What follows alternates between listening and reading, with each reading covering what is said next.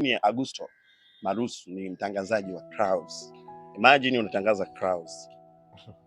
Yeah. I know. Yeah, nashukuru sana bro. Mungu akubariki sana. Nashukuru sana ndugu yangu na obviously Clouds ni radio ya watu kama kituo cha watu kijumla wake. Kwa hiyo mimi siko hapa kama mtu ambaye nimefanikiwa.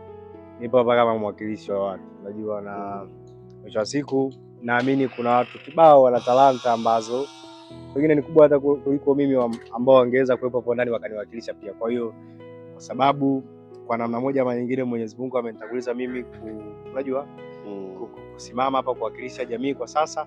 Kwa sasa mimi napanda kwenye stage na jitahidi kufanya kitu bora kwa ajili ya kuwakilisha wenzangu. Lakini I know kuna siku mimi na mimi nitakaa pembeni nitapiga makofi afu mtu mwingine atasimama pia kwa sababu Clouds is about opportunity bro.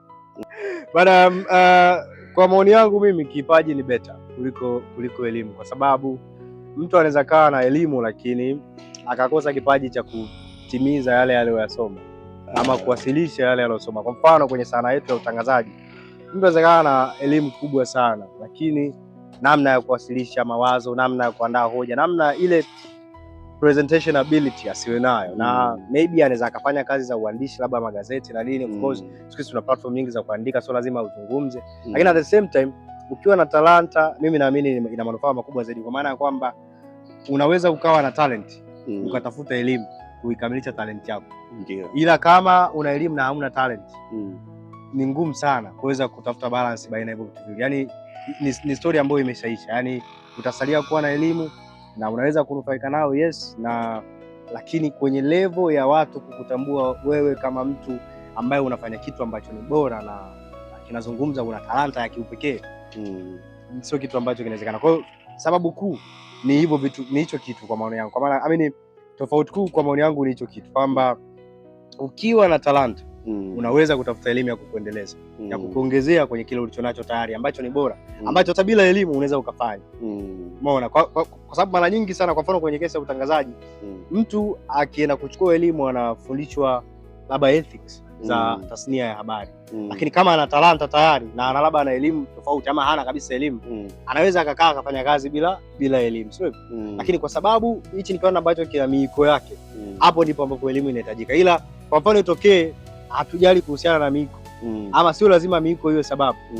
Mtu mwenye talanta anaweza kuzima fresh tu akaendelea na utaratibu kadri ya uzoefu, akawa anajua kabisa kwamba kwa common sense nikitukana na redioni na haribu haipasi kwenye jamii. Kwa sio lazima aende darasani, japokuwa of course I understand na nakubali ni muhimu kwenda shule ili vitu hivi viwili vikae pamoja. Kwa mfano kwenye kudhibitisha ama kwenye kukazia kwamba talanta ni better kwangu mimi, mtazame mtu kama Leo Messi, mchezaji wa Argentina ambaye anazidi kuvunja rekodi kila siku.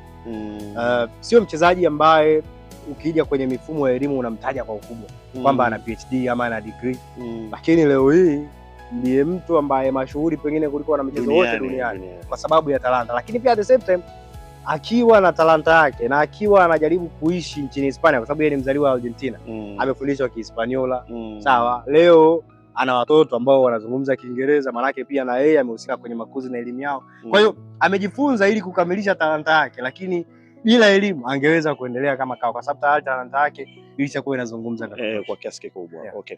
Neno moja ambalo labda ungeweza kutumia kuambia watu ambao wenye talanta lakini wanashindwa kufika kwenye kufikia malengo yao. Wewe binafsi ungependa kuambia neno vijana? Cha kwanza Mungu.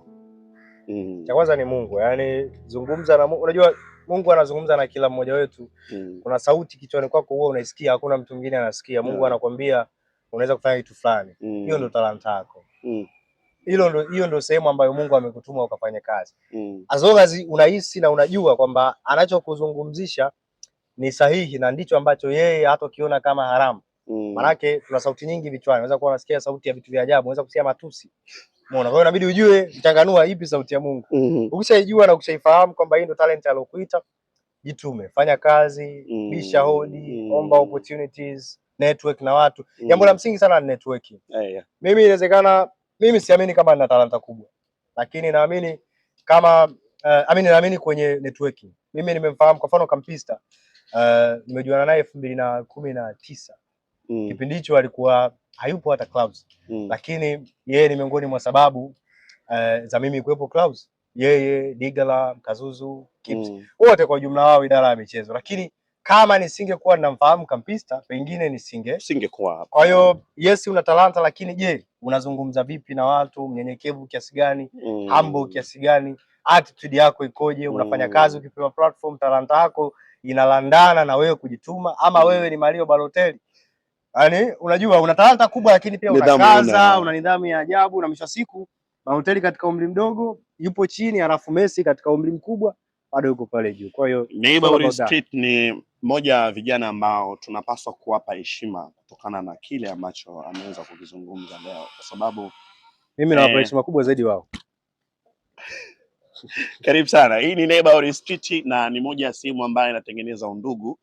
Kama unaona leo niko Clouds, moja ya sehemu rafiki kabisa. Na watu wamenipa respect. Unaona kama jamaa hapa amenipa respect bana. Okay, sawa, tufanye kitu. Kwa hiyo hivi ndivyo ambavyo tunaamini kwamba watu wanaweza kusogea.